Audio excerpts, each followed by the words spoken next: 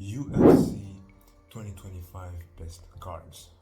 I'm gonna tell you, according to my opinion, what were the best cards in the UFC for this year. What are the cards that we've seen this year that was really amazing? All the fight that happened that really made people to stay for 25 minutes, watch people fights and really getting brutal at the point that it was really entertaining. So I'm gonna tell you by going back all the cards that happened this year, what were the best, what are the things that led those cards to be the best cards this year, and this is the main objective of this video.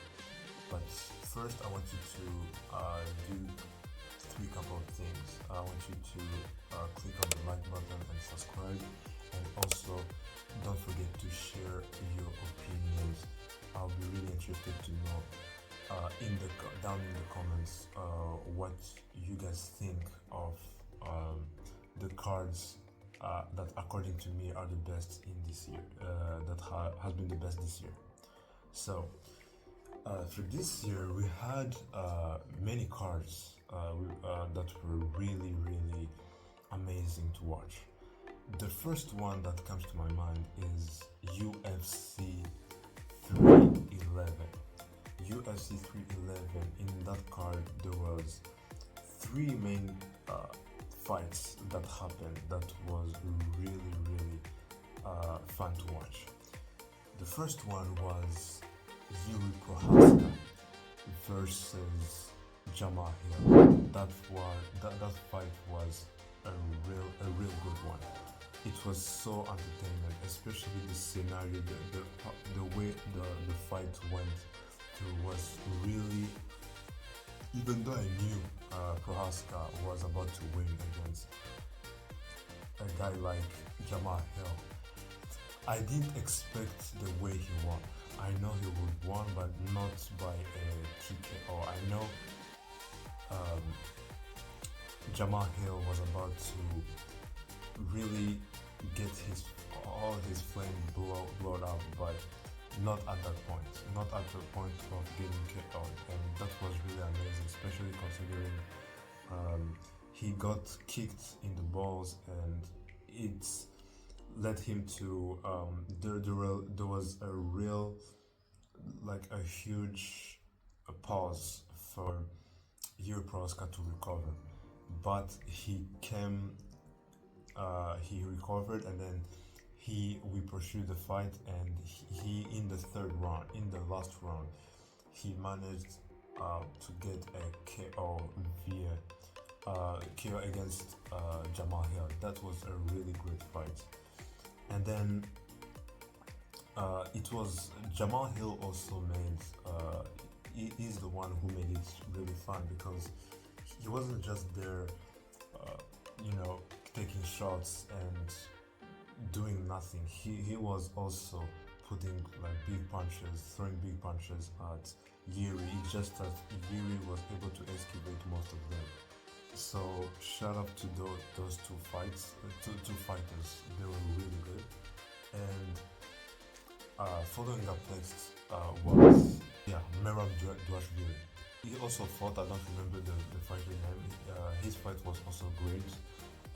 Merab Dvalishvili is a really great fighter. He has a really good cardio, and the way he's, especially all of this is because of his schedule. He's so dedicated to his career as a UFC fighter.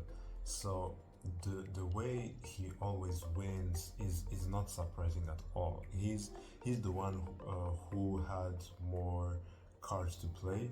So he fought in January. He fought as well in June. He fought recently in October, and he will fight again this last month in December. So it's really incredible.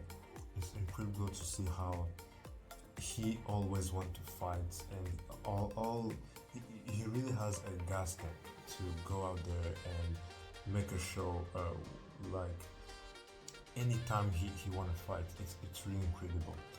And then, even though it was quick, he got a quick submission. Islam Makhachev also fought. His fight was also amazing. So UFC 311 was a great card, and the other card that was also really great was the fight between Khamzat Chimaev versus Dricus Du Plessis. Khamzat Chimaev versus Dricus Du Plessis was a really great fight as well, mainly because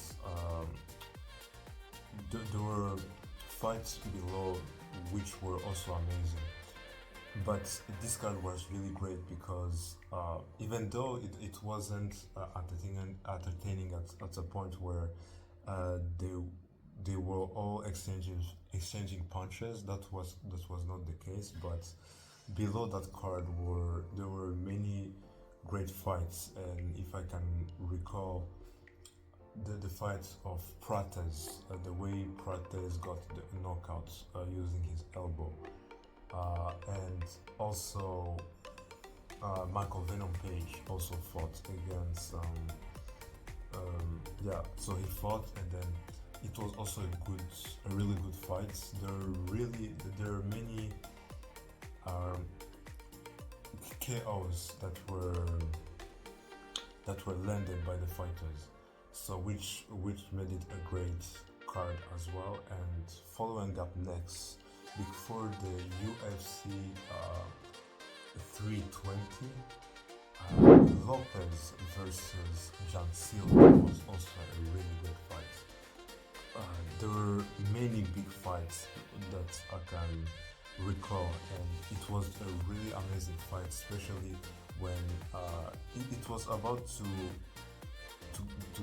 get real fun and really entertaining, but then Lopez managed to get a quick KO, so he got rid of Jan Silva quickly.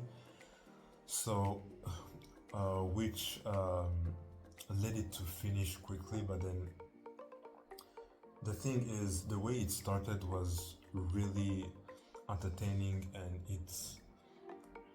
both of the fighters all put all the efforts to make it great. That was the reason behind its success, especially Jan Silva. Even though the fight didn't turn as he wished, but it was a great fight. There were many big punch exchanges, and there were a couple of takedowns, but then it was really fun to see how Jan Silva got a way out of this takedown, and then he just went out through Lopez trying to knock him out, but then he got KO'd. But it was a really fun fight. Following up next is UFC 320. UFC 320 was a great fight, and I'm gonna tell you why it was a great fight. We got Yuri Prochazka fighting against he fought against Khalid Rountree. I think this was the best fight of this year. This was the best fight. Khalid Rountree got KO'd. He's the one of my favorite fighter in the UFC, but he got KO'd. But nonetheless, this fight was a really great fight. When I say a fight is really great, it's at the point that I can go and rewatch it again. That's the reason why it was a great fight according to my opinion. There were no one tried to take down one another. They just went there and exchanged big punches. They fought like real warriors. And another fight that was also great is Merab again. Merab also made a great fight. Always in good shape, good cardio. Alex Pereira versus Ankalaev 2 was also a big fight, mainly because Alex Pereira got his revenge in a moment where no one was expecting him to win again. People were saying that he's at 38, he can't do it again, so he made a great career and that's it. And Ankalaev being one of the most dangerous fighter in the UFC, Alex Pereira managed to go out there and knock him out in just one round in few minutes. So it was really incredible, especially for Alex Pereira's fan. I'm an Alex Pereira's fan as well, even though I also like Ankalaev. But this was a really great fight. And then another fight that was really good was, of course, it wasn't Tom Aspinall versus Cyril Gane. I was about to say that, but the way the fight ended was, no, people were. I think it will be correct for people to go out there and ask for a reimbursement because with a no contest decision, it was unintentional, but it wasn't fun. UFC, so 322 was also a great fight. It was, the main card was for Islam to fight JDM. Islam and JDM was fun because a lot of people were expecting JDM to knock Islam out just because his boxing style and his striking skill were so. People thought that it couldn't match the striking skills of Islam, and even though Islam has a good, he know how to grapple his opponents, people were expecting JDM to do as he did against in 2024, where he needed the fighter. He needed the fighter, and then the fighter collapsed, and then he went out there for the knockout. I think it was against Gilbert Burns.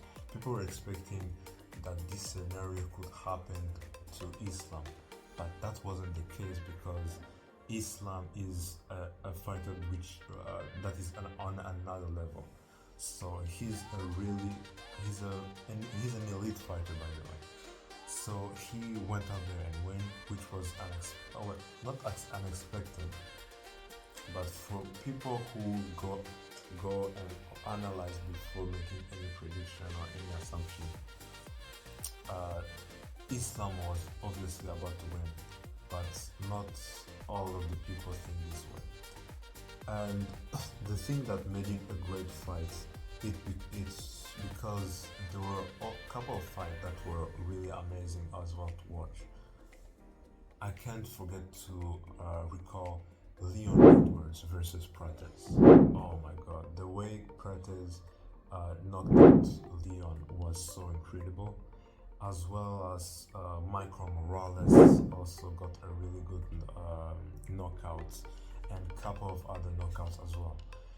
So according to me, I think the card for this Saturday will be good as well. The fight between Belal Muhammad versus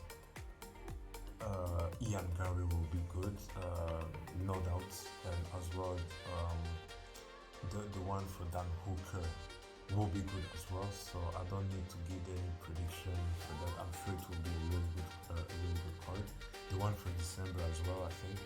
So according to me, those are the cards that were released in 2025. I'll be really interested to know what you guys think. What were the cards according to you that were really fun to watch? I'll be interested to know. Don't forget to subscribe, also leave a comment, and see you next time for more videos. I'll make a video to tell you what are the future cards in 2026. So see you next time.